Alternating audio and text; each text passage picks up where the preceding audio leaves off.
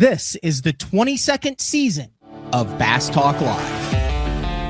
BTL is presented by Bass Cat Boats, Strike King Lures, AFTCO, Pro Guide Batteries, Spro, Gamakatsu, The Bass Tank, Beatdown Outdoors, and Sunline.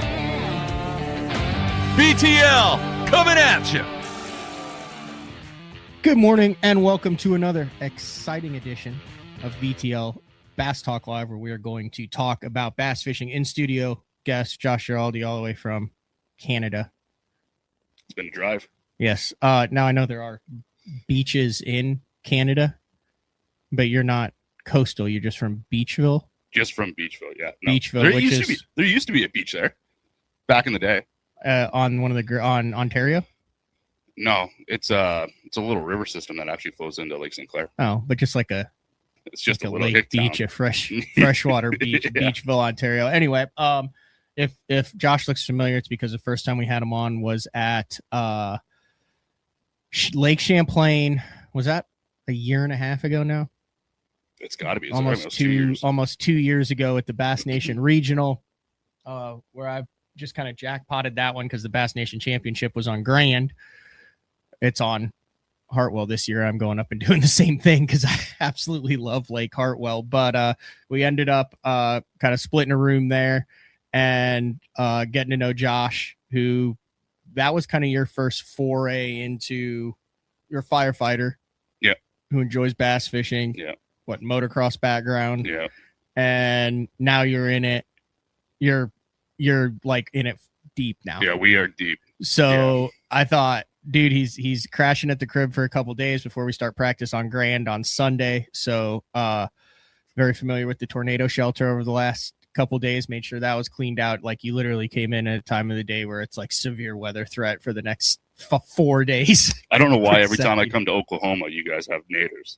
Well, it's because it's Oklahoma and it's in April. Maybe. That's kind of the way that works in Oklahoma. But I wanted to get you on, and feel free to share whatever you're willing to share. If I ask a question you don't want to answer, you don't have to answer it. But you are, how old are you now? 35. You're 35. Good career. Yeah. Firefighter, international angler, fishing the Opens, fishing the Bass Nation, and trying to make the EQs and ultimately the Bassmaster Elite Series. And you're about a year into your journey at this point. Yeah, I would say probably about a year and a half. Yeah. So we're going to dive into what that actually looks like, kind of your thoughts about it. Now that you're seeing it a little bit from the inside, you got an open under your belt. You're here, you're traveling, you fished the Bass Nation Regional in Cherokee. This past week, you're kind of navigating some sponsorship stuff and the business stuff and how it all works and the financial stuff of traveling it. Not married, no kids that I'm aware of. None that I'm aware of. Yeah. So I think it'll be a great show when we kind of dive into what that actually looks like, because, I just, in case you didn't know, I just fished with Randy Blockett, which that's out there now. The Day on the Water with Randy Blockett on Table Rock. Very impressed with the BTL listeners and viewers' response to that, whether they loved it, didn't really care for it, saw some things that they agreed with, that they didn't agree with, some very educated comment discussion, and then had Randy on yesterday morning to kind of go over some more of those things. So that's kind of a little 2-part series, the Randy Blockett on the water, Randy Blockett on BTL then, and take a gander at that if you guys haven't seen that. But during that, he talks about the barriers to entry. He was big on barriers to entry and how expensive everything is and how much everything costs and the shambles that the organizations are in, and how, the technology is changing it and all sorts of different stuff. So I would love, as it's a small bubble, right, Josh, like this world. So I would love to get your perspective as someone who is right in the middle of this, going after would you can say I know that TBF used to have the chase or living the dream package. Would you say that you're chasing your dream right now? Yeah, 100%. Yeah. I mean, I don't think the dream is sleeping in the back of the truck at a truck stop, but I mean, It's all part of it. It's part of it. Yeah. No, I would say I'm moving. So we'll dive into that. Big week in professional bass fishing. We got the Arkansas River going on. Jason Christie looking to go back to back. That Tom Bigby Arkansas swing. Typically they started in Florida with back to back events, and it kind of sets the table for the rest of the season because, you know, with only 8-9 regular season events, 4 days is a quarter of your season, which is hard to believe. Like you look at now you look at like a Greg Hackney or someone, I'll take like a rookie, like an Austin Cranford coming in, and you're like, man, what's happening? They're not catching them this year. I think it's easy to forget. A lot of those guys have fished 6 days, like 6 days. And that's it. Like 3 Elite Series tournaments, 2 days. If you don't make the cut, you fish 6. If you make it, you make 7. And, you know, you're against some of the best in the world. And I think it's easy to look at and go, well, my God, they're a quarter of the way through the season. They're almost half the way through the season. What's wrong with these guys? It's 6 days. Like you make one little mistake, and then you can even have a really good day on the next day, but you can't make it up when you're on places like the Tom Bigby. Remember, they had 36-degree water. Half the lake was frozen in the Hank Cherry Grub Derby. Then they went to Lake Martin, which was Spotapalooza, the one that Fisher and Nia won. Yeah. So it's been a really unique year. But instead of starting in Florida, back-to-back Tom Bigby, Arkansas River, defining stretch of this season. Yeah. I mean, for a guy like Cranford, I don't know about you. So, like, back when I played hockey, if I ever moved up, like when I moved up to AAA, it'd take me a season just to kind of get in a groove. You know what I mean? Yeah. Yeah. And, like, those guys only have 3 days on the pond or 6 days on the pond. Yeah, in the season so far. Yeah. You're right, though. Even though, like, when I played hockey, too, I'll tell you. So here are the things that intimidated me when I moved up levels playing hockey. And neither of us played it at a Brian Bickle NHL level by any means. So, but both played competitively. Yeah. You played AAA. Did you play juniors? No. I played juniors for a couple years, and then club hockey here at OU and stuff. But in high school, I remember when I went to the Chicago Showcase, which was like the top players in Illinois, I was really intimidated because almost all the kids had composite synergies. Yeah. And I was still using wood. Yeah. And I had not been around that, you know, I was from Central Illinois. So when I went up to play the Chicago Showcase, I was like, oh, they have sticks. I don't know why, but that intimidated me. Well, I mean, you roll up there with the old Sherwood 7000 and the coffee curve. I get it, man. Yeah. I get that. It's really hard. Like when you're moving up, and I think it's when you're moving up, like I had that with the Opens going from the Nations. Like I feel pretty comfortable in the Nations. Moving up to the Opens, it's like you kind of try to find your place, and you're now low. Like I'm not saying I'm great in any sense, but like you're low man on the totem pole when you come in there and you try to find your place. Yeah. So. And then when I made a main camp for the North American League, the NAHL. Okay. After my first year of juniors, where it was a CSHO, but we still had cages. So then when I went to the main camp, I was 18, 19 years old, and there was my first half visor camp. Okay. And for some reason that also intimidated me too. Like I remember like playing like just not from an injury standpoint, but just like, oh man, the guys with the halves, you know, they know how to freaking play because every time you're playing at a level with a half visor, you're at a tier 1 or a major junior or better deal. So for some reason, those are two things in my head. I think back 20 plus years to what it was. And I was like, why did I let that like get in my head and intimidate me? But it's because you were 16 or 17 years old. Yeah. Well, actually I was a little older. I was 18, 19. 18. Yeah. So I mean, you're still a kid. Yeah. Stuck around here, but it didn't intimidate the 15 and 16-year-old kids who were skating circles around me at the time. But I wonder, I mean, have you noticed other things like at that first Open at Rayburn that you noticed that like were a little bit different than a nation regional or what you were used to and what you had fished, to where you were like, whoa, that not intimidated, but maybe got your attention a little bit more?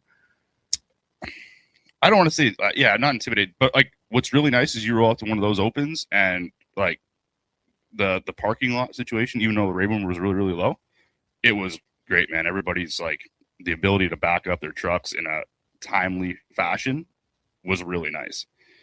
I don't think not intimidated, but rolling up to your first open, you've got all that money invested into it, and you want to do well, and you only have four opportunities to do well to make that EQ cut, and you got to be in the top 50, and that's intimidating, and it's just pressure that you put on yourself. Nobody else is putting that pressure on, but you're putting the pressure on yourself. You spend all that money, all that time. It's 26 hours from the house, or however long it was, all the way down to Rayburn, in a fishery that you've never fished before. I mean, we took a little stint down there, like a week or so, for pre-practice, but fishing a fishery that has essentially that low, 9 feet low, no grass in it. It has standing timber, and I say standing timber, it's got forests that you're running beside. Black forest, amber forest, one whole arm that's basically an entire forest. We saw how Paik ended up winning that. He won it in a forest. Yeah. And it's just it's intimidating in the fact that I've never fished anything like that, so it's just a massive learning curve. And the only way to to swing that learning curve is to just go out and do it. Like, that's the only way to do it. And that's what we're doing. So what was the decision to do that? I fished with you the first regional that you had fished. That was up on Champlain. Yeah. What was... Sorry, that would have been my second regional. On Champlain there. But what was the deciding factor to say, okay, like, how long did it take you to get ready to actually sign up for the $1,800 entry fees, the 20+ hour drives? And you have a diesel. Do you have a diesel? Yeah. And the diesel from Canada down here, crossing it back and forth, coming down, pre-practicing. I know you went to Grand after that. And I mean, I would venture to say not like generational wealth that you're using from the, it's not like you cashed in. No, buddy, I'm selling my soul. Yeah. When I talk to you, you're like busting your ass to save up to do it. So talk me through the process where you kind of got it in your head that you wanted to do the opens, and then when you actually pulled the trigger, because I think that's something that there's a lot of people that are watching, that are listening to this, that want to, but aren't sure or haven't pulled that trigger yet. Honestly, man, it's because I'm 35 years old and I'm not getting any younger. I don't know. It just, I don't want to say it felt right, because I know I'm still not ready. I know I'm not ready, but the only way to compete with these guys is to get down there and compete with them, get better, learn what I can when I'm down here, and then just continue to fish in fisheries that, like, you're not used to. I mean, I know I went to Cherokee and I've never been on Cherokee, and I knew I was probably going to get my hind waxed, but it's the only way to learn. And I learned a ton when I was down there. I was down there for a week, learned a ton, and it was a fantastic trip. Went down there with Hayden and his wife. It was a great time. But the whole thing about jumping in the opens is I've wanted to do it for the last 2 to 3 years. It's something I've always wanted to, like, since I've been fishing, it's something I've always wanted to do. And you're not getting any younger, man. Yeah. Like, essentially, you're just not getting any younger. And if you don't do it now, like, nobody's got, and I'll say it, like, it's $1,800 for the deposits. Yeah. No. $1,800 for the entry fee. Sorry, no, it's $1,600 for the deposits. No, it's $1,200. No, it's $2,000 entry fee. It's $1,200 for, they jumped it. It's $1,200 for the deposit, and then 30 days out, you have to pay another $800 because we have to pay Kentucky Lake in 2 days. Yeah. I got that email too. No, so I don't know. I don't want to sound like a bleeding heart here, but yeah. So it's 18. No, I asked. Yeah, it's $1,200. It's $1,200 for the deposit, and you got to put 4 deposits on the division that you're fishing. Yeah. So I tried to pay that, and I had zero debt on the credit card. I tried to pay it. The credit card pings back and goes, "You don't have enough funds." And I'm like, "What do you mean I don't have enough funds? It's only $1,800 or $1,200 per." I didn't do the conversion right, because now it's 45 cents for every dollar, plus you have to convert it. Dude, it was like a $7,000 hit just for the deposit. And I'm like, I mean, it is what it is. I guess I'm working some overtime, but I don't regret it whatsoever, man. Like, it's something I want to do. The traveling is unreal. I like driving through the US. It's stunning. Like, how many times have you been down to the US before this? Like, how far down had you ventured into the United States?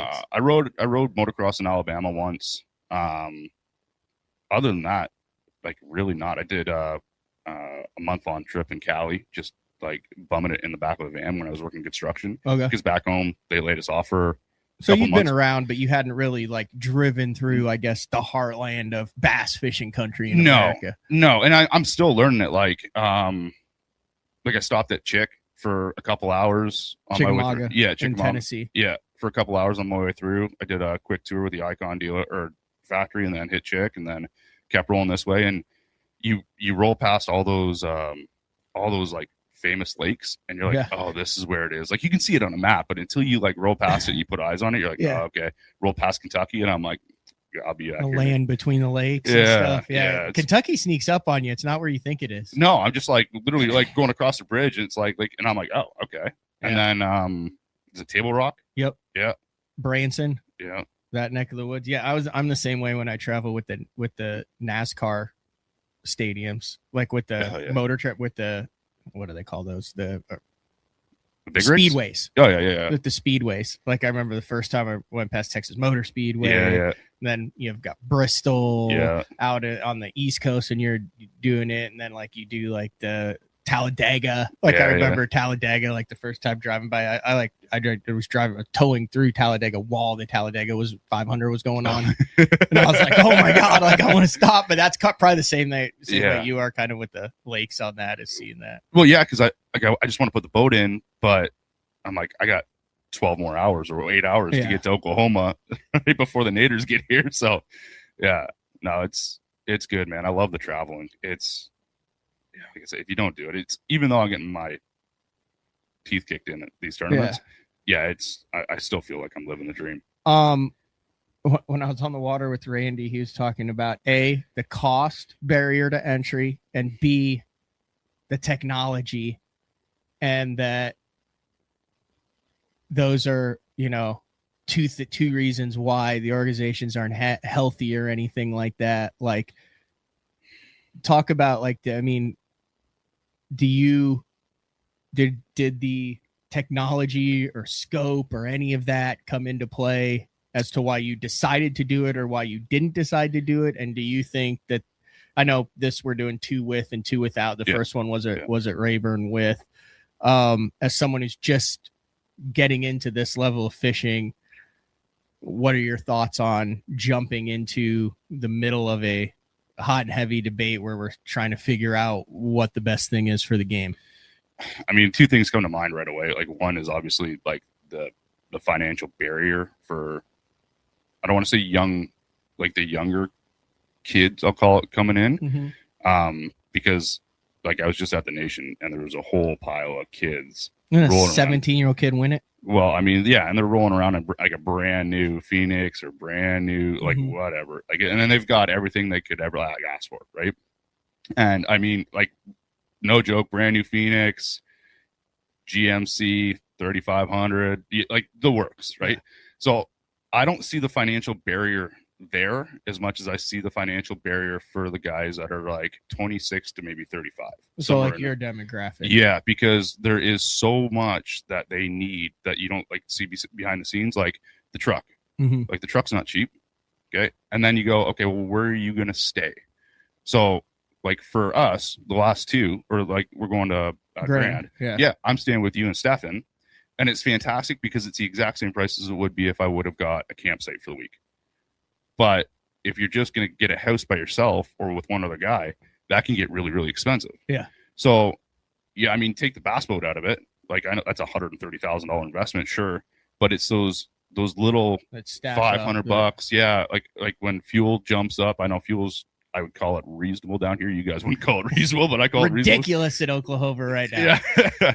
It's still half the cost. I mean, you could watch it drop. You said you're paying what, $2 a liter? Yeah, we're over $2 a liter. And there's 4. Are there 3 or 4 liters in a gallon? 3.7 liters. So we'll say 4 liters per gallon. So I mean, you're paying $8-9 a gallon. Yeah. And then how much liter just for unleaded a liter to fill the boat up? Yeah, I think they were like $1.89 a liter or something. So almost $6 a gallon to fill the boat up. The guys in California are like, yeah, welcome to the club. Yeah. This is how we do it here. But I mean, you're a $500 bill in just to get 300 miles down the road and practice for one day. Yeah.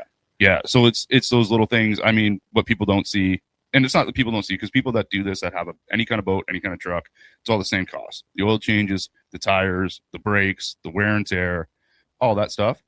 And then you put all the electronics on top of it. You put the bass boat on top of it. You put the maintenance for the trailer and the bass boat on top of it. It's those like little like I'll tell this story, and this is just little things that people. So like,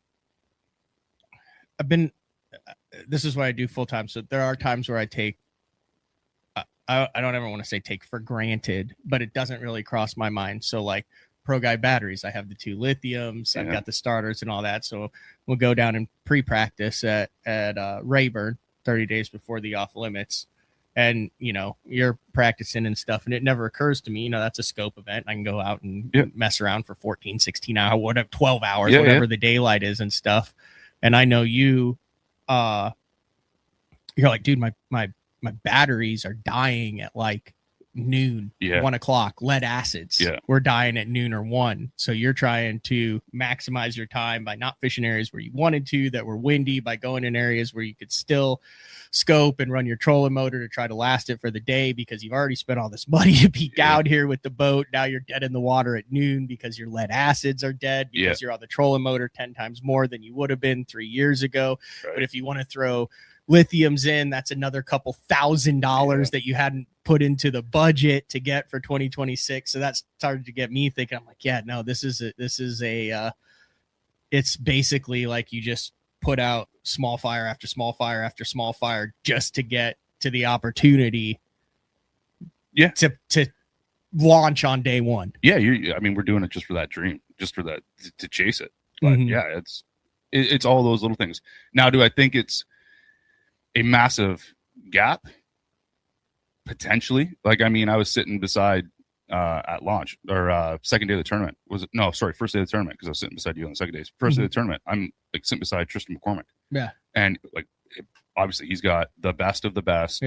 It's on the Elite Series. Cash consistent checks. I mean, he's a stud. Like, don't get me wrong, he's a stud, and he's worked for everything he's got. I don't doubt that whatsoever.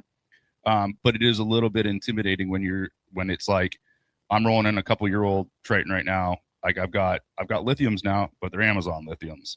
I mean, they've been great to me. What's an Amazon lithium? They're like those LI time. You legit you have buy. Timu lithiums? No. I got a Timu head unit in the truck. I got Amazon lithiums in the boat. How are those? I mean, so far so good on it. Fantastic. Now, so that's those trolling motor batteries. I spent the money on a good cranking battery. Okay. Yeah, and I mean, that's a house battery. It runs live. It runs everything else. It's been fantastic. But no, I legit have Amazon lithium batteries for trolling motor batteries in that boat, and so far they have been good. I don't think they're gonna, like, they don't run as long, but I mean, when I went 6 to 7 hours on lead acids, I can get 14 hours pretty steady out of these things, but I can't really get much to them. Let me ask you this. Hypothetically, you have unlimited funds. Money is no concern to you. Do you think you catch them better where you're at right now? No. Or are you still catching them the exact same, just with less financial stress? Is that a valid question? It is a valid question. I look at it in two parts there too. The first is, would I catch him better? Yes, I would catch him better. And the only reason I would catch him better is because if there was no financial burden, if I didn't have any financial burden whatsoever, I would be in all 8 opens. I would do a bunch of Toyotas. So I would be spending significantly more time on the water rather than packing my vacation together and doing duty exchanges and shift swaps and doing overtime to get money and then not working a second job and doing all that. Yeah, I would probably, because I would be able to spend a lot more time on the water, and it's legit just the time on the water. Gotcha. Yeah. So you're not saying better equipment, blah, blah, blah. You're saying you would trade the financial security for the financial security equals more time on the water, which allows you to become a better angler. So the money itself doesn't make you a better angler. It's I got you. No, I mean, there's a few things that I would like to have on that boat, or I'll get on the next one. There is that I think would actually help me, but very minute. Like, it's not like I can do without it. If you think you don't have the equipment to be able to do it, there's one thing. Like, if you don't think you got the boat to be able to run the opens, I got a funny, you do. Like, if it starts, or if you can get it to start, I mean, you got a shot. Yeah. Right. This is the only sport. Won the nation qualifier on the Ark River last year, Chris Johnson. I believe. Yeah. I mean, you see guys, a lot of guys who qualify. If you really look at like the top level pros, when they jump in opens, jackpot tournaments, I 100% know for a fact, because I've been there, I've fished with them a bunch. They will point out the 2006 ZX190 or the Pantera from the late 80s and be like, that's the guy we got to worry about. Yeah. Because if he's in this tournament and putting that money in, that guy's here to catch their ass. Yeah, because they don't waste money. Yeah. No, this is honest to God truth, man. Is if your boat fires up, you got a shot. Yeah. Like you do. Now granted, like if we go to Champlain and it's a scoping tournament and you don't got scope, it's going to be tougher. If we go to Ontario and everybody's got scope, that'd be like going to Florida and not having any punching weights or sticks 100%. Or anything like it. Like, I'm looking at that as part of a piece of necessary equipment at this point, which is, God, I'm turning into Randy Blockett, which is potentially a barrier for entry at the cost that it is now. But you could also look at the Bass Tank and say you could get a refurbished LVS 32 and a 90 screen and be in it for less than $2,000. Yeah, you don't have to spend $8-10 grand. No. I mean, does it help? I'm sure it does. I mean, like if you have a faster processor, if you have good batteries, if you have all of that stuff and it works flawlessly, I'm sure it's a lot easier. Like I got my 12-inch screen has been great. I look at your 16 and go, yeah, that'd be nice. Yeah. But I can still catch him with the 12. You can still catch him with a 10. And I look at like a 19 or a 17, or, I just jumped in Kyle Patrick's boat and he's got that. And I'm like, oh, that would be nice too. But when I had the 12, I was looking at that for, Yeah. I think it's a sliding, whatever you Sean want. Goes, at what point did tungsten weights become a barrier to entry? Funny story. I cleaned out the garage and, I found there were two like brown cardboard box sleeves that were really heavy. Yeah. Okay. And I had totally forgot that I had gotten 3/4, 1, 1 1/4, 1 1/2, and 2 ounce punch weights like 3 years ago. And I've got like 60 of them, all brand new in the sleeves, still in the box, never coated, 97% tungsten weights. And I just looked at it and I was like, I think I'll just hold on to those for now with the price of tungsten jumping up. So if anybody needs tungsten, those heavy, no, I'm just kidding. I'll probably hold on to them. But you mentioned the works and pulling the double shifts. Like you're doing the show down here now. People follow you on social media. They see you posting, hey, day one, ready to roll. We're fishing here. We're fishing that. Yeah. What does the weeks when you're not fishing, like, are you literally working like 70, 80, 90 hours a week just to be able to come do this then for? I would say that's a minimum. Really? Yeah. Like just grinding your ass off. Everything I can. Yeah. So, I mean, like our schedule is significantly different than most because we work a 24-hour shift. Okay. In the city that I work in Toronto, we're allowed to work 36 straight. So we can do that. Like I can shift change with guys. And then we have to have 12 hours off in between. But basically wait, you can go 36, 12, 36, 12, 30, as much as you want. And if you have a training job, or like if you're an instructor, you can go 36. You can go work for 8 hours and then go back and do another 36. And you're doing that? No, I'm not teaching in the city of Toronto, but I do teach for a college. You teach fire? Yeah. Fire, fire, like firefighting, firefighter 1, 2. Okay. Yeah, I do. Yeah, they do. They call it Fire 9s. It's all the technical rescue stuff. I teach all that. And it's when I say teach, it's very basic what I'm teaching, but it's like a very introductory to. So that's why when you always get to the house, you're always just toasted. Yeah. Because you've been like 36, 12, 36, 12, 36, 12, drive 20 hours, crash for a day and a half, and then fish rolling daylight to dark. Yeah, and it's funny. So like people see it like you're down here for a vacation, man, and I'm up at the same time. We're up at 4, like when we're up at the house, we're up at 4:30. That's what time I go to work. Yeah, so it doesn't end. I go literally to work. I come home. I work at the house if I have to. I go to the college. I go back to work. And then on our long offs, because we have longer stretches off, I'm putting in overtime for either cash to pay for the entry fees or the traveling, or I'm doing overtime for time so that I can take the time off that I need to come down here and do this. And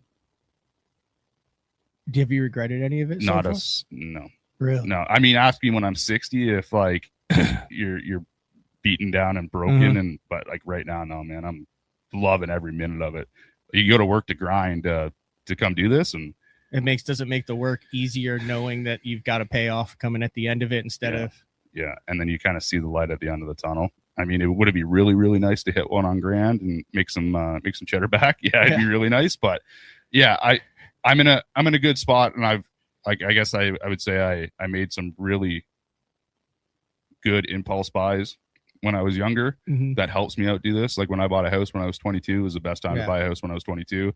I've got a tenant upstairs who's helping out, so I have an apartment that splits it. So it does help a little bit. I mean, yeah, like without trying, it's worked out pretty good. I don't want to say without trying, but like the house has been good. It has everything I need, and and then the career it's been a blessing. And when you're saying 36, like for those who aren't familiar with firefighter schedule, that's what you're like in the house on call doing that. You're not like fighting fires for 36 hours. No. You're doing like grandma who broke her hip, going to that stuff, doing all sorts. You're not. Like, there's some downtime in between there at times. And there's someone going 36. No. Then there's some firefighters on here that are like, bro, we're like in a house a lot of the time. Yeah, we are 100%. We are. Yeah, we're not grinding. Like we're not like on a roof for 36 hours straight, cutting holes in people's eyes. No. But I mean, how often do you have one of those? Like, how often are you like at a fire? Like, here we go. Like final day Bassmaster Classic. Like this is what we train for. This is what we live for. Like 5-alarm. I mean, a five alarm's pretty rare, like back home. But I mean, like we have multiple second alarms. Like there's generally the city of Toronto is really, really big, so it's kind of a skewed number. But I mean, the hall that I'm at, it's 143, so it's a squad of the north. So we run everything. Anything good going on, we run that. Like we have the tools, or we have the abilities to be able to help in those situations. So anything, I call it anything good going on in the north of the city, or anything good going on in the city, we're going. So we get into the majority of the fires. Do you get the same adrenaline rush when you pull up, knowing that people's lives could depend on it? Your buddies, co-workers' lives are dependent on you. You're dependent on, as you do when they're 10 numbers away from calling you on day one of a tournament that you. It's a different adrenaline rush. It's very different. Okay. Yeah, like I mean, in the back of the truck, I hate to say it, but we are having a good time. Like if we got confirmed of a fire, like it's because you're like, confident, you know what you're doing. So it's not a positive adrenaline rush for the fish. What's the difference in it? I guess I don't know. Because I've only experienced the sports. I've experienced the hockey thing. I've experienced the fishing thing. I've never really had the. Yeah. So you played? Would you play center, D? Center. You played D. Center. Okay. Yeah. Center. So like you're on the bench. Like let's say your second line. Like you're going out and you look at the boys beside you and you're like, yeah, we're it's go time. That's the same. That is it. Like you got like the guys at my firehouse. Like they are legitimate. I know it's kind of cliche to say, but they're family to me. They're brothers. Like they're some of my best friends. Like do anything for these guys. Gotcha. So it's more of a team vibe, where it's solitary when you're in the boat by yourself. But and when you're looking at them and like we got one, and like we're like it's about to go to, like it's the greatest feeling in the world, man. Like it's awesome. It's a great adrenaline rush. I mean, it's unfortunate that it's probably the person that we're going to, it's the worst day of their life, but or save their life so they have another day of their life. So the best day, worst day of their life can turn into great days of their life down the road. Yeah, but like from my perspective, like it's a great time. We're like this is what we train for. Yeah, this is what we worked to do. This is what we want to do. Gotcha. So then how do you have time to pack and get ready? Like your stuff's way more organized than mine. Like I haven't even started getting ready for Grand for this no scope event here, but your stuff always seems to be pretty dialed in. It's because of the winter. Oh yeah, that's true. It's because our water gets pretty hard. Yeah, like 5 months to just get everything. I've got crappie stuff in out. Yeah, no, that's why. It's because we got really hard water up there from the majority, and I can't ice fish. I can't do it. It just does not. Yeah, I can't do it. Can't sit still. One of the things you talked about, and we're gonna take a break, and when you come back from it, is you do a lot of like YouTube prior tournament research on techniques and all this stuff, and then you're spending your time down here kind of learning how to do those things, break down the different lakes. I'd be curious, as someone getting into this, your take on, you've seen a lot of different fisheries over the past past year, from Texas to Oklahoma to Tennessee and all around and stuff. So I'd be interested in what it's like having never been on those and then dumping in the first time and trying to figure them out and kind of the learning curve that takes. But we're going to take a break here first. It is BTO. What day of the week is it? Wednesday? All day. Yeah, it's the 15th, Wednesday, the 15th. It's the last day of the Fishing Chaos BTL for St. Jude tournament. We have a lot of inches are winning that in each of the divisions, so probably a little too late to get in, but we've raised over $4,200 for St. Jude through that. We'll have Tom from Fishing Chaos on next week to kind of break that down. I see some of the prizes over there. One of those Strike King Hogfather Juniors that you or I. And I was looking at that. Yeah, that'll go to some of the top three in each one, a $25 gift card for each of the big bass. We had 4 weeks or five weeks of that, each of the big bass for AFCO. I know you got your hands on some. That's the bummer thing about the AFCOs. They change their rotation sometimes. So I'm always like, sometimes I'll like fish and they'll be like, hey, why are you wearing a sweatshirt from 3 seasons ago? And I'll be like, but it's my favorite sweatshirt. But Josh Giroldi from Beachville, Ontario, talking a little bit about getting into you're into the Bassmaster Opens, an attempt to kind of make a career out of this. We will be back right after this. The new Puma STS has been redesigned from the ground up. With the angler, design, function, and performance in mind, nothing on this new offering was compromised, and the only thing carried over from the previous version is the name. Based on the Soft Touch series hull that started with the flagship Jaguar, this new model is nimble and performs incredibly well at all speeds with either a 250 or 300 horsepower engine. Featuring a new 96-inch wide-body footprint, this hull measures out at 20 foot 7 inches in length. Industry-leading design coupled with tournament-winning performance. The Puma STS from Basscat. Feel the rush.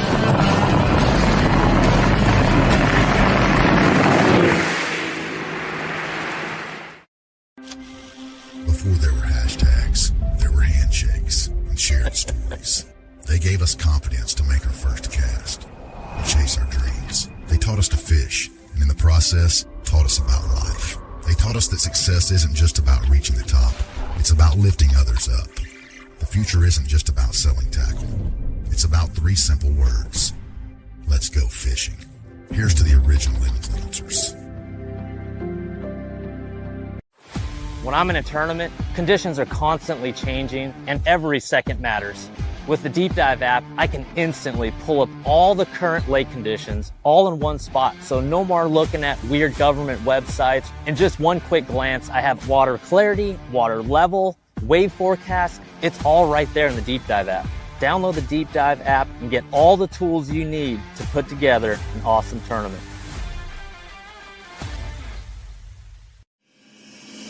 Pro Bass Adventures is reinventing Mexico bass fishing. With boats equipped with 12-inch Garmin units and LiveScope Plus, free loaner fishing rods, and no-cost airport transportation, Pro Bass Adventures is proudly putting you in the best position for success. Pro Bass Adventures has lodges on Lake Baccarat and Lake El Salto, Mexico's 2 best trophy largemouth bass lakes. Visit probassadventures.com or email probassadventures@gmail.com. The official Mexico fishing lodge of Bass Talk Live. All right, welcome back. Detail on a Wednesday, talking with Josh Giroldi as he attempts to go Canada to the United States. How much of a, I guess, inspiration does it seem to see like what Chris Johnson has been able to do? I know the Johnsons are freaks of nature up there in Canada, both Corey and Chris and a number of those guys, but I mean, we're talking back-to-back Angler of the Years from Canada. We've seen what Gussie did winning the Bassmaster Classic up there. I mean, I've been covering this game for a while, and it was, there's a Canadian that made the Elite Series, or we saw what Chris and Corey did on FLW and stuff before that, though. But has that, do you think, opened the door for a lot more guys? I'm buddies with Charles Sim, who's fished around before, and he's fished FLW and fishing a Bassmaster. He actually had one of my hockey sticks in his boat when he fished Grand Lake. Really? Yeah. So I had been playing like men's league at the time when he fished that one, and he was like, I usually have one in my boat for good luck. It's like, I got one in the back of my truck, and he's like, no, you don't. And I was like, yeah, I do. So he had it like in his boat during it. Cool. But has that, do you think there's a bunch more guys that look at this as a viable career path now that you've seen it? Is it Evan Kung from Canada that's up there? He's doing well, and Coop and a bunch of these different guys. Is that now more of a viable career path where you're saying, oh, look, there's a handful of these guys who are doing it, and not just doing it, but doing it well? Yeah. I mean, so if you look at like the area that like Coop came from, or the Johnsons, like they all came from the same area. Evan Kong, they're all like in generally the same area. Even though the Johnsons like freaks of nature on the St. Lawrence. But if you look at the fisheries that they fished, like growing up, you can kind of understand it because of like they're on that Canadian shield.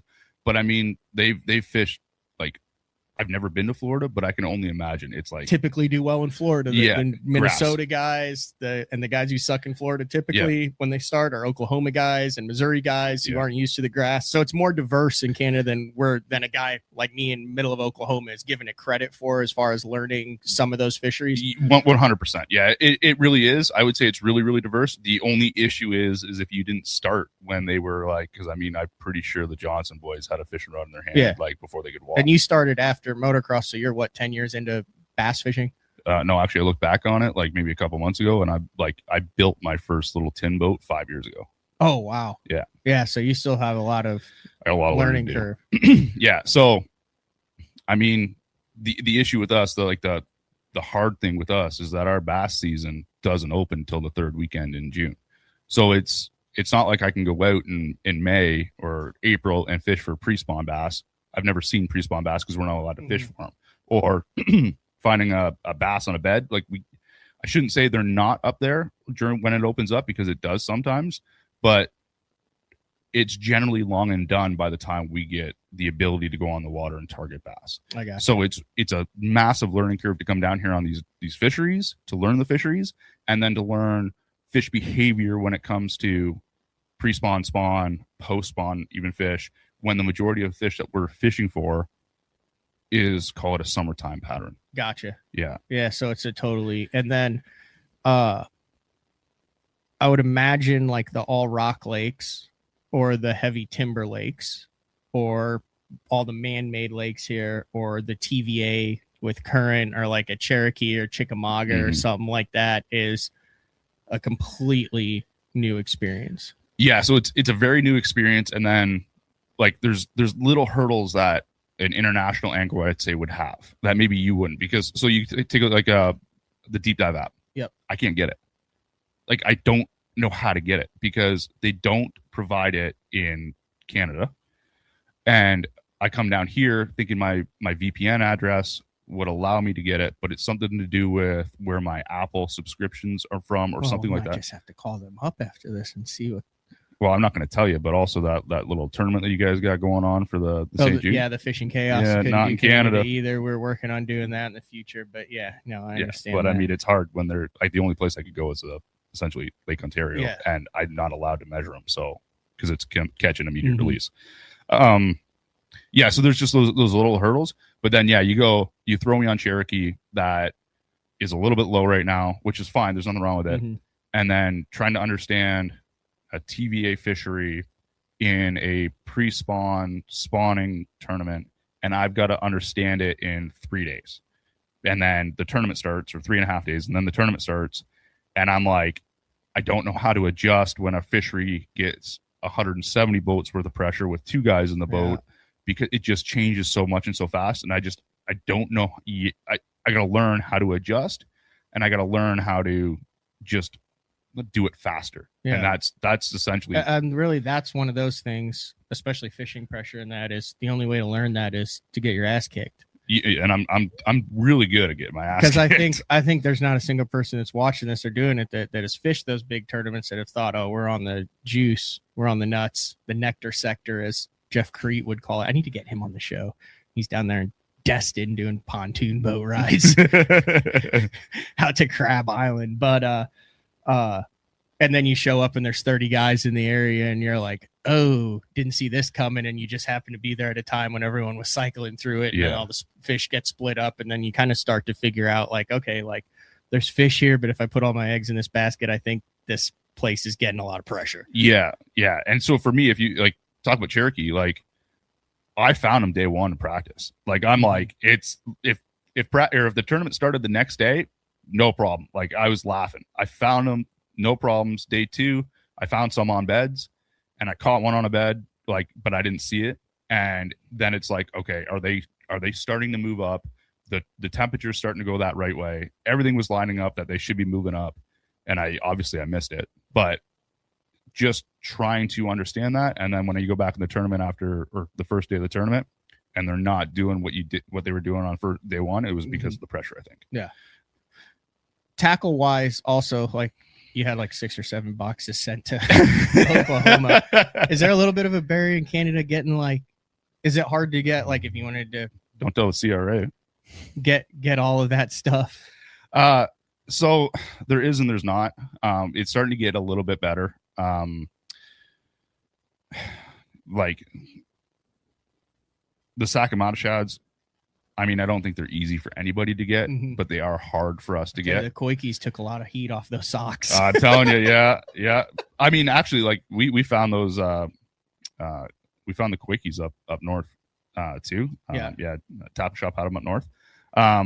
But the variety of stuff that you have at your disposal down here, we don't really have up north. So it's a little bit different. So it's like seeing something on like a YouTube video or something like that, and you're trying to learn about it, but you can't actually physically go put your hands on it is kind of difficult. Or like, not all rod companies are shipping to Canada or things like that. And then like, again, going back to like the consumables or whatever, that gets really expensive, that gets difficult. A fishing line, man, is mind-boggling how expensive it is. And I'm out in the driveway with the line wrapped around the trailer hitch, and I'm 200 yards back pulling the fluorocarbon, try to get the memory out of it so I can just re-spool it. Yeah, so I can get a couple more days out of it. You need to reverse spool. Start reverse spooling that. So, I mean, you can, but then you got to like put it on a different spool, and then you got to put it back on. Yeah, that turns into monkey humping a football real quick. I do that with the braided line. Sometimes I can get 2 years out of a spool of braided line. For sure. Yeah, or like running backing or something like that, just some cheap mono just as backing. There's tricks around it, but that is where it becomes a little bit more, I don't want to say out of touch, but like when you're like, oh, I don't want to pull this line off because it just cost me $35 2 months ago, but this is what like is the potential of losing because it may have abrasions or just sitting in the rod locker getting nicked up or whatever, right?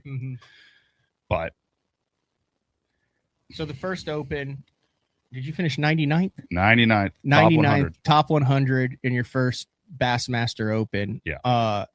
You had to consider that a win.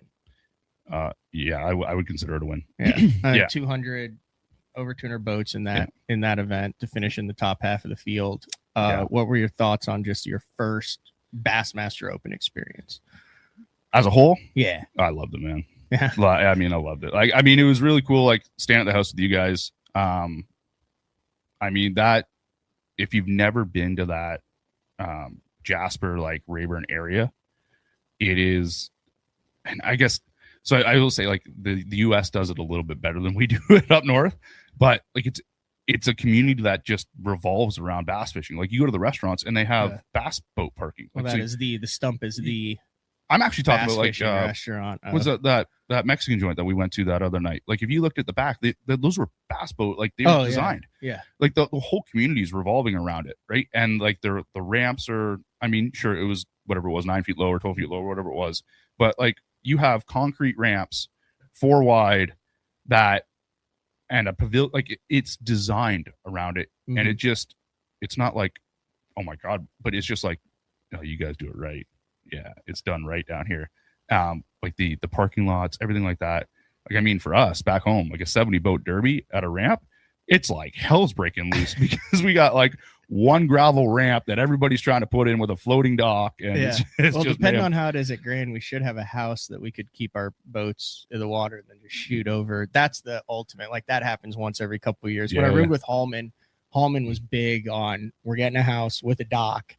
And then he didn't care how much the fuel costs on the water. I would pull out and get fuel and then put the boat back in, tied up to the dock. He just He just fill it up at the marina there and stuff, and his boat wouldn't leave it. But I've started doing it like that too, and your boat doesn't leave the water for 6 or 7 days. Wake up, stroll down to the boat dock, and start practice for the day. That should be cool. Assuming hopefully it's not gas and 35 as we have to run down.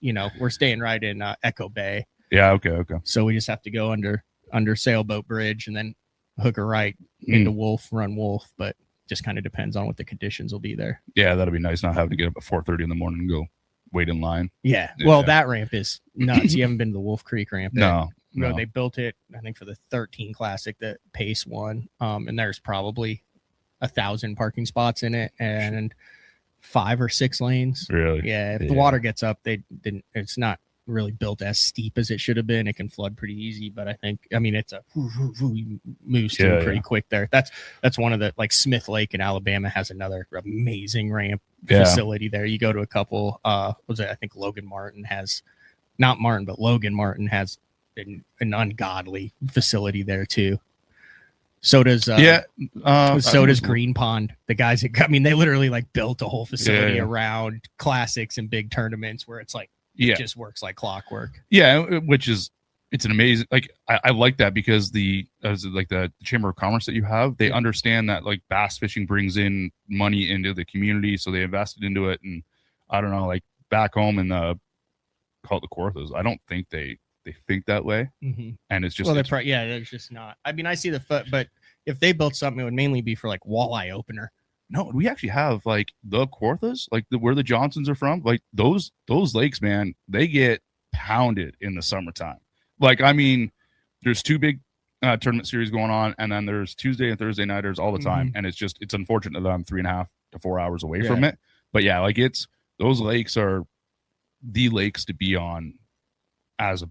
But like St. Lawrence, like Waddington, nice facility, great ramps there a little bit, but like it's wild to me how there's no like big launch like you're at like campgrounds or a little marina or 1 or 2 lane deals there on that. Yeah, I'm not really sure why, but then everybody, like, back where I'm from, like the Beachville area, like you go to Erie, you go to St. Clair, it's $20 to launch your boat everywhere. Yeah. So the fact that you guys, it's just done better down here. So long-term plan, let's talk about this. You've basically said, like, you're in a learning curve phase right now, and you can see yourself getting better and kind of learning on it. Like, do you have like a plan for how, what you're willing to, so I'm assuming you're looking at this as an investment at this point. And even if it doesn't work out, then it's an amazing life experience that for the next 40 years, you'll be able to look back on. But what's your game plan right now, kind of moving forward, kind of halfway through your first season in the Opens? Yeah, so I would say the game plan for sure is to do this for as long as I have to do it, I guess. I know it's going to, like, fishing the Opens is so long as they keep the divisions the way they are, as long as they don't go back to the whole, like, we're doing 9 again or whatever.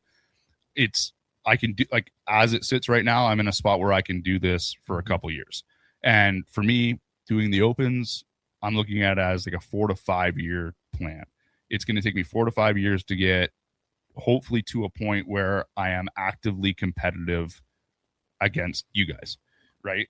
It's not hard to be actively competitive against me, Josh. Well, you're not out of it.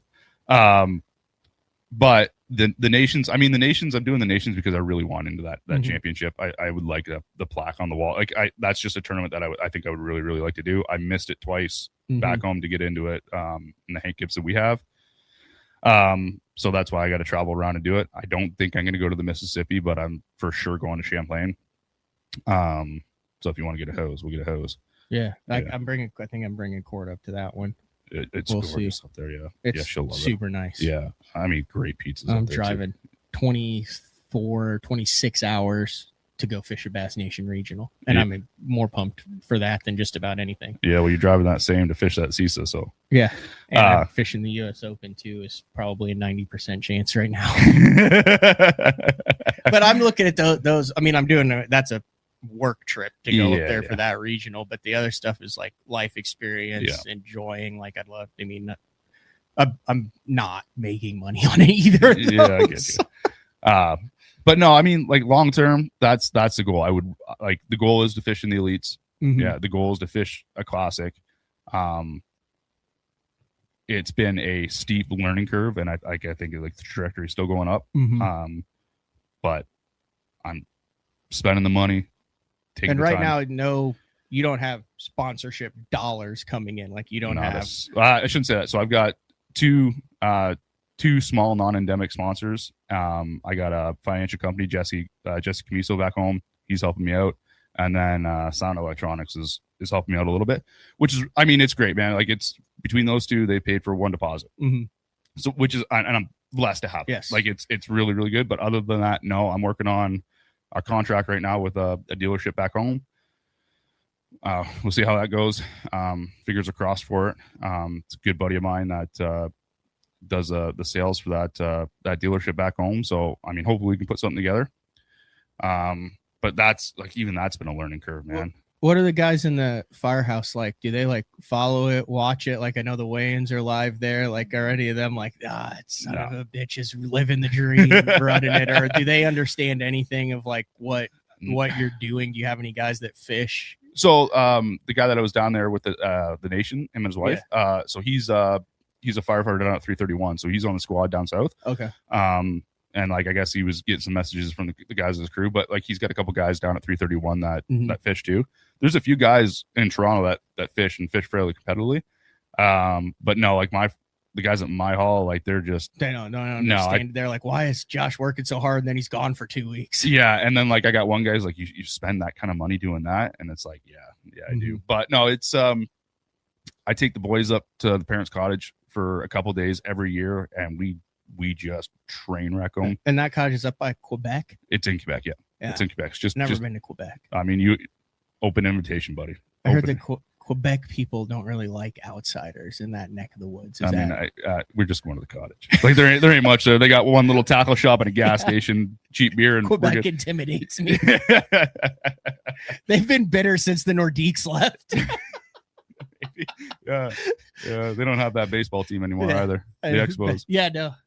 Yeah. John Cordick days. Remember him? No, I don't. The fighter for the Nordiques? No. And they found him roided out and passed away in his hotel room. No, you got to watch a documentary on John Cordick. He was like a fighter for the Nordiques back in the day. We'll watch it on YouTube. You know how we'll take a 7-hour break from watching the Max Velocity and Ryan Hall. Y'all watch the John Cordick documentary. But no, I take them up there once a year. We blast on them. We catch a bunch of walleye, fry them up, and there's people in Montreal are the most friendliest people they've ever met. I got nothing against them. I mean, I've had a couple run-ins at hunting up there with them. I mean, it is what it is. But no, it's I love it up there. It's like it's kind of hard to explain. You'd like it. It's a river. It's very, very steep. I mean, the smallmouth, very little pressure up there. God, I love smallmouth. That's like my getaway. It's always been hard to fish opens on the St. Lawrence or tournaments on the St. Lawrence because I can't get out of vacation mode. And I know I've talked to other guys who are up there too, who are usually towards the end of the year in the Elite Series year, and they have to be like, snap back in it. Like, this is the same as if we're grinding on the Arkansas River. Yeah. We're just like in paradise with castles on islands. Yeah. Well, I mean, you and the wife got a couple extra days after that CISA event. We'll slide up there, man. It'll be the most fun you can have with the clothes on. Awesome. What is that event? CISA? Yeah. It's one of the biggest tournaments we got in Canada. I have never fished it yet. Okay. So, I mean, we're rolling into it. I don't want to say blind, but I'm going to put as much time on that pond as I can. Yeah. And it's on the St. Lawrence River and Kingston, Lake Ontario. Yeah, it's going straight out of Kingston. So Kingston is when you're going up the river towards the lake on the right-hand side behind all those islands right there, like out at the mouth, kind of. Yeah, it should be right at the mouth. Yeah. Okay. Yeah. I've been over there in that neck of the woods before. Yeah, it should be a good time. Yeah. You say some of the guys usually jump in that. We'll probably be fishing against Travis, won't we? Will Manson jump in that smallmouth crush? I think he does it. I do. I think he does it. We'll be fishing against Luzak and Hardy. Dude, I like Luzak. He's freaking awesome. Yeah, actually, I got to meet him the first time at CanCast. Yeah, well, you know those guys you just like naturally meet and you just like instantly you're like, oh, like I like this guy. I know. That's how I am with Eric Luzak. I don't know him. I've had him on the show a couple times. We say hi to him and stuff, but that dude is just like, his naturally friendly individual. Yeah, he's a good dude. Yeah, I talked to him for a bit at that show. He's good. I got like $1,000 worth of Sakamata sheds at my house for him. Nice. Yeah, and then so his tournament partner Tom Hardy, he's a good dude too. I think the Johnsons generally jump into it. Like I think they win it every year. Okay, almost. So we got our hands full. Yeah, we got like Joey plus all those guys. I think Joey D and Joey T. Will Jody White jump into that? I don't know. Maybe. I mean, your buddies with him. Ask him. Yeah. I would assume Conger and Gallant will be in it. I'm pretty sure. Who else is in that one? A bunch of different guys I'm looking at. Is it the one that's September 4th through 6th? Yeah. Oh yeah, I checked it. So hopefully we're both in the Bassmaster EQs, and then we head from there to Norfolk for the first EQ in the end of September. Well, I mean, fingers crossed, but I got to hit one if I'm going to do that. You don't have to hit one. You just have to be steady. Well, no. Like I think I need to make a little bit of money off. Oh yeah, because that's an extra $10,000 once you get to the EQs. No, put an extra 50 cents on every dollar. Oh yeah, it's extra 17. Oh, good Lord, yeah, you're up against it with the whole Canadian exchange rate. You should just pay for that in loonies and toonies. Just send a case of coins. To just a 5-gallon bucket of loonies. Bassmaster headquarters in Alabama. They would be like, "What are these?" Yeah. So, we're gonna go. We gotta go to the tackle shop. I also have to call. If you missed the show with Mark Jeffries, I had the worst hour that you could have in a jackpot. Have you heard my jackpot tournament story? No. So I was trying to go 3 for 3. Like went with Ledoux, caught him. We won that one on Kanawha. Went with Cranford. He catches an 11-pounder. We win that. So I'm like, I'm going to fish the Thursday nighter on Shoddy Twin, but no one goes by myself. Gas it, blowed wind. Anyway, launch it, try to go in to the other lake. This all happened in an hour. And I should have posted about all of it because it was way better than just holding big fish and being like, look how good we are. Because this is the reality of it. And I get in there, catch a 1.5 pound keeper, fill the live wells up, and then my button for the pump out gets stuck. So I can't pump out. So on the way out, it's only like 10, 12 inches to get through the canal. Oh, okay. So on the way out, I hear a pop and just a little spring that attaches my hot foot that gives me my spring broke. And I have a lot of spare stuff, but I'm not the most adept at that. So I didn't have a spare spring. So now I'm just having to use the top of my foot it's not dangerous. I've had it happen multiple times before. That's why that hook's there. Yeah. That's like legit why that hook's there. Yeah. But anyway, I'm having to use my foot to the loop on the top is in case it breaks, so you can 100%. Pull the gas pedal up. But I only wear flip-flops, so it always hurts when I do it on the top of my foot there. Anyway, so I can't pump out, so I'm 60 pounds heavier with all the water in the live wells, and those Bass Cat live wells are massive. That's why I never regularly have an expired fish penalty. And I get through the canal. And there's like that. And I'm like, I don't know if I'm going to make it through because now I'm heavier and it's blowing like 25 miles an hour straight. And it's only like 7:15 and things started at 6 and it gets over with at 8:15. And I accidentally goose it right at the worst spot and get sideways high centered where my motor's on the gravel and the limestone on the back of one side, my front's on the other side. And I can't like maneuver it because it's either like,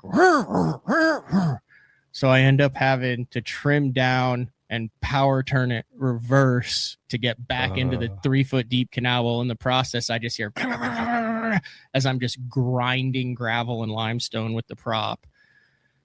Takes me 15, 20 minutes. Finally get through. So I have a button that doesn't work. I freaking mangled my prop.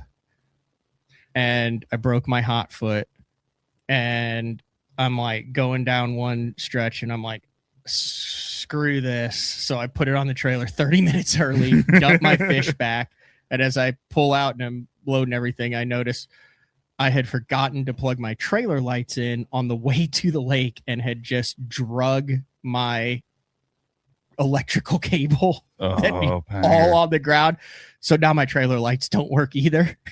So I had to take the prop off, take it to the OKC prop shop, have to figure out my trailer lights, get a new spring for the hot foot and a new button for the pad.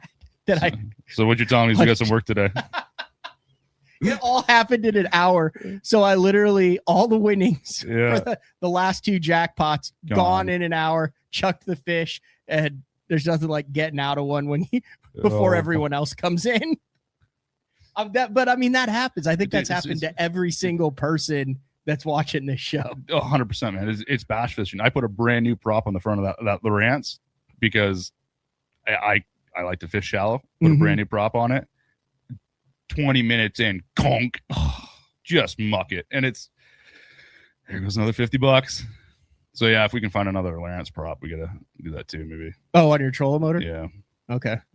Yeah, we'll try to avoid the naders and maybe ease over to Lucky Lure. I need to get some blind fishing stuff so we can experience the magic and mystery of not scoping at Grand Lake. Yeah. But anything else you have burning that you want to get off your chest before we wrap this one up? No, man. No. I appreciate it. I appreciate it. Thanks for the candid, for the honesty. Like, it's awesome to get kind of a behind the scenes look of someone that's literally like living the dream, putting the time in, spending their money. You know, you're filling up your gas tank before every time you go out, and that's money that you worked for, every lure, every fish. I mean, it's cool to see that. And I think there's a lot of people that are pulling for you there too. So thanks for jumping on and kind of giving your story. It's a little bit different than when it was the first time you were on in that cabin up in Champlain. Yeah. I appreciate it, man. So the plan is to do live shows 2-3 times with Matt, Steph, and yourself. Maybe get Charlie Hartley to come over. Definitely not Ish. No, we can't have Ish on BTL. No, we're working on some really cool stuff ahead for BTL. I got a lot of good response from the on the water stuff with Randy.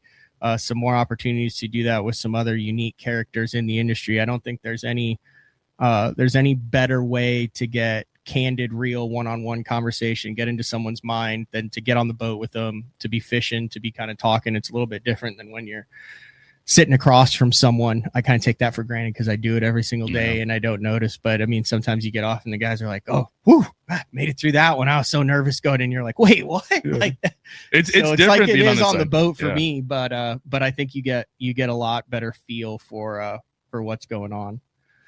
So, you got people who say now another guy to root for. Good show.